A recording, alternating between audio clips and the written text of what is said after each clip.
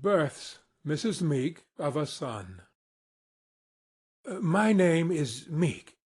I am, in fact, Mr. Meek. That son is mine and Mrs. Meek's. When I saw the announcement in the Times, I dropped the paper. I had put it in myself and paid for it, but it looked so noble that it overpowered me. As soon as I could compose my feelings, I took the paper up to Mrs. Meek's bedside. "Maria Jane," said I allude to Mrs. Meek, "you are now a public character." We read the review of our child several times, with feelings of the strongest emotion, and I sent the boy who cleans the boots and shoes to the office for 15 copies. No reduction was made on taking that quantity. It is scarcely necessary for me to say that our child has been expected. In fact, it had been expected with comparative confidence for some months. Mrs. Meek's mother, who resides with us, of the name of Bigby, had made every preparation for its admission to our circle. I hope and I believe I am a quiet man.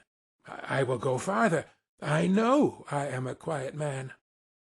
My constitution is tremulous, my voice is never loud, and in point of stature I have been from infancy small. I have the greatest respect for Maria Jane's mamma. She is a most remarkable woman. I honor Mary Jane's mamma. In my opinion, she would storm a town single-handed with a hearth-broom and carry it. I have never known her to yield any point whatever to mortal man. She is calculated to terrify the stoutest heart. Still, but I will not anticipate.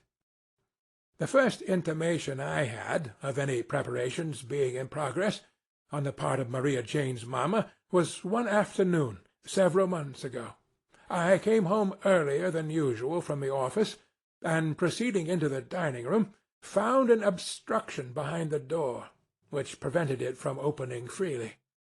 It was an obstruction of a soft nature. On looking in, I found it to be a female. The female in question stood in the corner behind the door, consuming sherry wine. From the nutty smell of that beverage pervading the apartment, I have no doubt she was consuming a second glassful. She wore a black bonnet of large dimensions, and was copious in figure. The expression of her countenance was severe and discontented. The words to which she gave utterance on seeing me were these: "Oh, get along with you, sir, if you please me.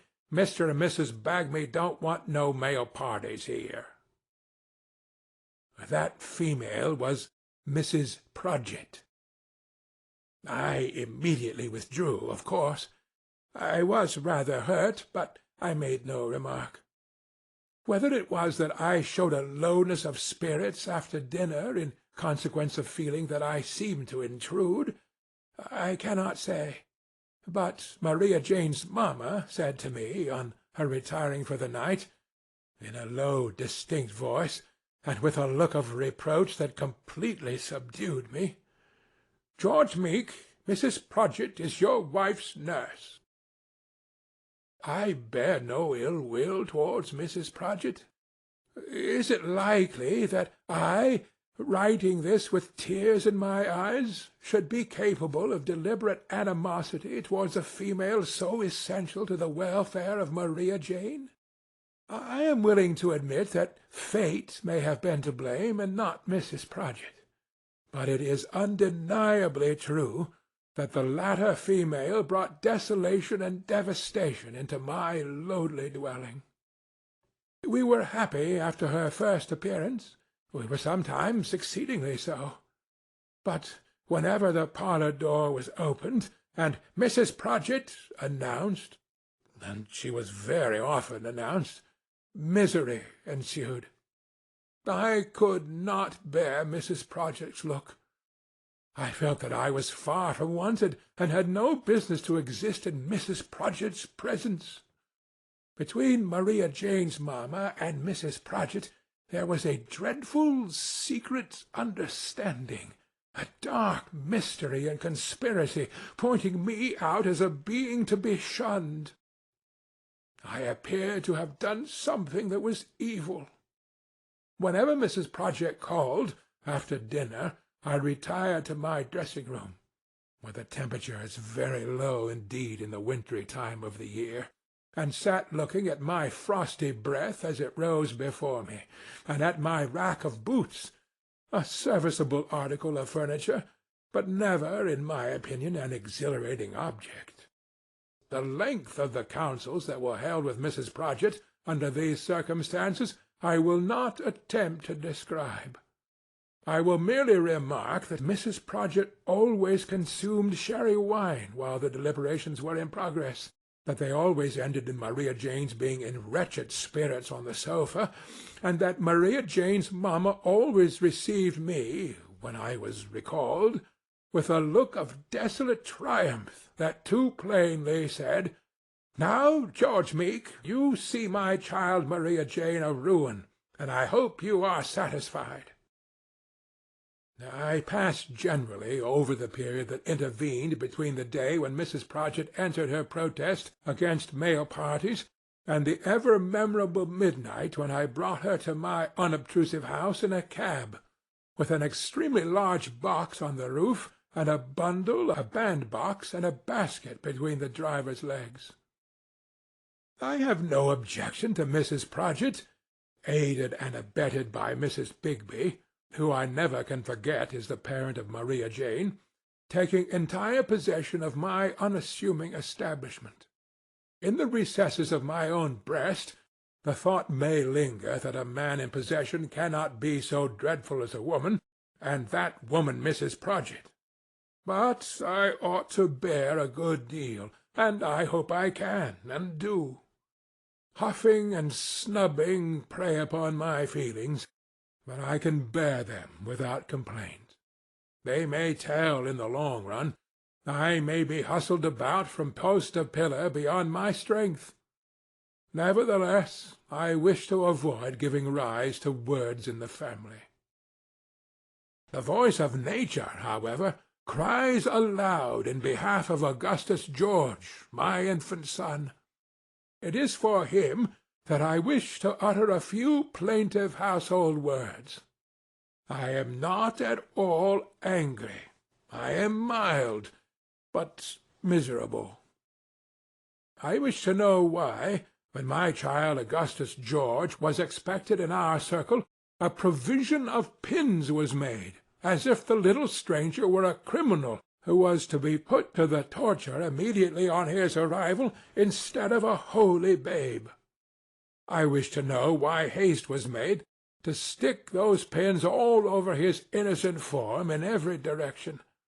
I wish to be informed why light and air are excluded from Augustus George like poisons. Why, I ask, is my unoffending infant so hedged into a basket bedstead, with dainty and calico, and with miniature sheets and blankets, that I can only hear him snuffle, and no wonder, deep down under the pink hood of a little bathing-machine, and can never peruse even so much of his lineaments as his nose? Was I expected to be the father of a French roll, that the brushes of all nations were laid in to rasp Augustus George? Am I to be told that his sensitive skin was ever intended by nature to have rashes brought out upon it by the premature and incessant use of those formidable little instruments? Is my son a nutmeg, that he is to be grated on the stiff edges of sharp frills? Am I the parent of a muslin boy, that his yielding surface is to be crimped and small-plated? Or is my child composed of paper or of linen, that impressions of the finer getting-up art practised by the laundress are to be printed off all over his soft arms and legs, as I constantly observe them? The starch enters his soul. who can wonder that he cries? Was Augustus George intended to have limbs, or to be born a torso? I presume that limbs were the intention, as they are the usual practice. Then why are my poor child's limbs fettered and tied up? Am I to be told that there is an analogy between Augustus George Meek and Jack Sheppard? Analyze castor oil at any institution of chemistry that may be agreed upon, and inform me what resemblance in taste it bears to that natural provision which it is at once the pride and duty of Maria Jane to administer to Augustus George. Yet I charge Mrs. Prodgit, aided and abetted by Mrs. Bigby, with systematically forcing castor oil on my innocent son from the first hour of his birth. When that medicine, in its efficient action, causes internal disturbance to Augustus George, I charge Mrs. Prodgit, aided and abetted by Mrs. Bigby, with insanely and inconsistently administering opium to allay the storm she has raised. What is the meaning of this? If the days of Egyptian mummies are past, how dare Mrs. Prodgit require, for the use of my son, an amount of flannel and linen that would carpet my humble roof? Do I wonder that she requires it? No. This morning, within an hour, I beheld this agonizing sight. I beheld my son, Augustus George, in Mrs. Prodgit's hands and on Mrs. Prodgit's knee, being dressed.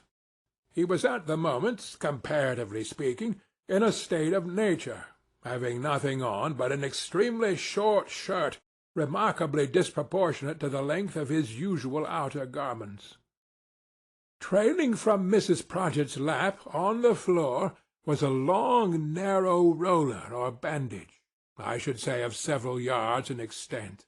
In this I saw Mrs. Prodgit tightly roll the body of my unoffending infant, turning him over and over, now presenting his unconscious face upwards, now the back of his bald head, until the unnatural feat was accomplished, and the bandage secured by a pin, which I have every reason to believe entered the body of my only child.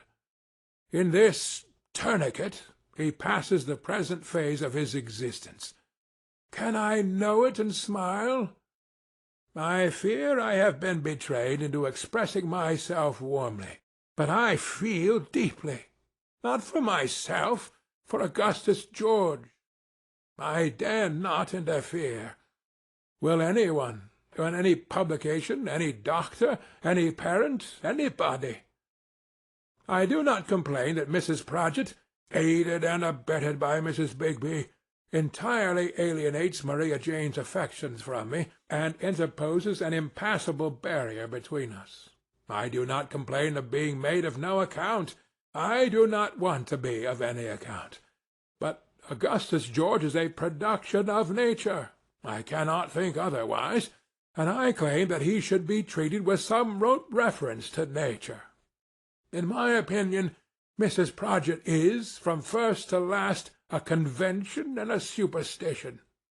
Are all the faculty afraid of Mrs. Prodgit? If not, why don't they take her in hand and improve her? P.S.